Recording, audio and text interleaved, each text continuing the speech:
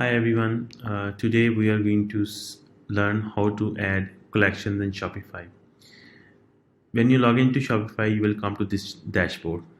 You might see different information, but it's a demo store, so we are seeing the basic information over here. First of all, you will go into the products, then you go on collections. Over here, you can create new collections. There are two kind of collections that you can create in Shopify. For example, I'm going to create a test collection here,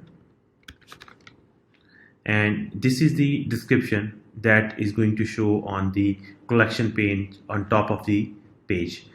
It can be used for the SEO purpose or any information purpose you want to show that on top of the page. So I'll just write description testing by ecom. Over here you will see two options: manual collections and automated collections. Manual collection is suitable if you are going to manually assign the products a different collection. Personally, I use the manual collection, but you can also use the automated collection.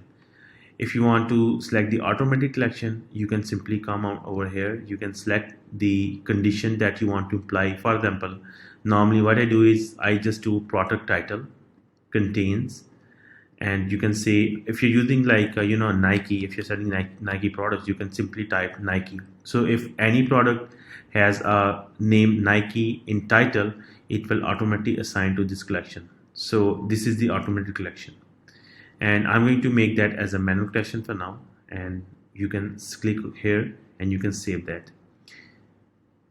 Okay, so this is the collection. That collection is added in Shopify.